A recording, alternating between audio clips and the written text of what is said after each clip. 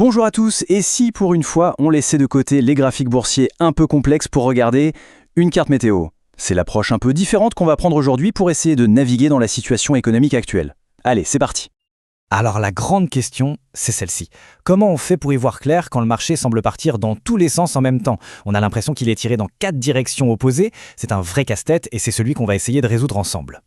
En fait, la clé c'est peut-être de ne pas voir le marché comme un seul bloc. Imaginez plutôt une carte météo, vous voyez, avec plusieurs systèmes, plusieurs phénomènes qui interagissent, qui s'affrontent parfois. Et c'est cette carte qui va nous servir de guide aujourd'hui. Notre premier phénomène météo, c'est un vent plutôt favorable, un vent qui souffle sur la paire euro-dollar. Allons voir d'un peu plus près comment ce voilier se comporte. L'image est simple, l'euro, c'est notre voilier. Et son moteur, ce qui le fait avancer en ce moment, c'est un vent arrière puissant et constant, qui n'est autre que la faiblesse du dollar américain.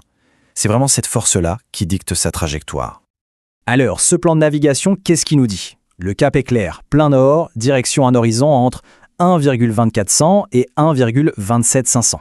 D'ailleurs, la boussole technique, celle des vagues d'Elliott, est formelle, elle pointe vers le haut. Bien sûr, il pourrait y avoir quelques courants contraires pour ralentir un peu la traversée, mais le point vraiment décisif, c'est la ligne de flottaison, 1,1575. Tant que notre voilier reste au-dessus de ce niveau, il maintient son cap. Bon, on change complètement de décor pour notre deuxième système. On oublie le voilier et on embarque dans une fusée en pleine ascension, l'or. Mais attention, attachez vos ceintures parce que le vol s'annonce mouvementé. La fusée vient tout juste de passer un cap majeur. On pourrait dire qu'elle a franchi le mur du son en dépassant les 500 $ l'once. Et ce passage a complètement changé la dynamique du vol. Forcément, après une accélération pareille, ça secoue. Cette citation, elle résume parfaitement l'ambiance. L'or subit des variations de prix extrêmes, ce qui crée des opportunités, oui, mais aussi des risques très importants.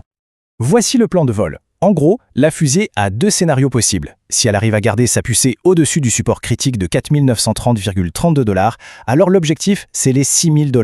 Par contre, si ce support lâche, la mission pourrait bien virer à la chute libre. Troisième système météo de notre carte, le pétrole. Là, on va plutôt parler d'une marée, mais pas n'importe laquelle.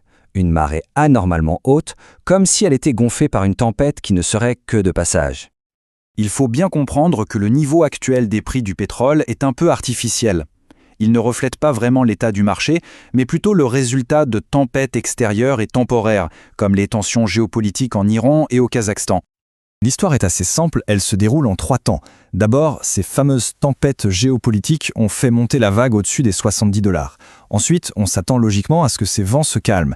Et enfin, la force de fond, la gravité en quelque sorte, c'est-à-dire l'excédent de l'offre sur le marché, devrait ramener les prix à un niveau beaucoup plus normal. Et ce niveau normal, ce niveau naturel, une fois la tempête passée, il est estimé en moyenne autour de 57 $ le baril pour l'année. On anticipe donc un retour à la normale assez significatif. Le niveau des 70 $, il agit un peu comme une digue. S'il finit par céder, attention, la marée pourrait se retirer très brutalement et ramener les prix beaucoup plus bas dans une zone entre 50 et 45 $. Et on termine avec notre dernier système météo, le marché boursier américain, le S&P 500. Et pour lui, l'image qui colle le mieux, c'est celle d'un funambule. Un funambule qui avance sur un fil sous très haute tension. Mais qu'est-ce qui permet à ce funambule de tenir en équilibre? C'est ce qu'on appelle le scénario boucle d'or. Une économie qui n'est ni trop chaude, au risque de surchauffer, ni trop froide, au risque de tomber en récession. C'est cet équilibre parfait, mais très fragile, qui soutient tout le marché en ce moment. Sauf que le fil commence à vaciller. On le voit très bien. Même au sein d'un seul secteur comme la tech, il y a des forces complètement opposées qui s'affrontent. D'un côté, on a Meta qui tire le marché vers le haut, et de l'autre, Microsoft et les inquiétudes sur ses coûts qui pèsent et le tirent vers le bas. Et finalement, c'est le marché tout entier qui avance sur cette ligne de crête. Le moindre coup de vent, d'un côté comme de l'autre, pourrait suffire à faire perdre l'équilibre au funambule. Bon, alors avec tout ça, comment on se sert de cette carte météo? Faisons le point sur les signaux clés à voir dans son radar pour anticiper la suite. Voilà, tout se résume à ces 4 questions. Pour chaque actif, on a identifié un niveau clé, un seuil critique, qui va vraiment déterminer la suite des événements. C'est sur ces points précis qu'il faut vraiment concentrer son attention dans les semaines qui viennent. Bien entendu, une carte météo, ça change tous les jours, c'est pareil pour les marchés.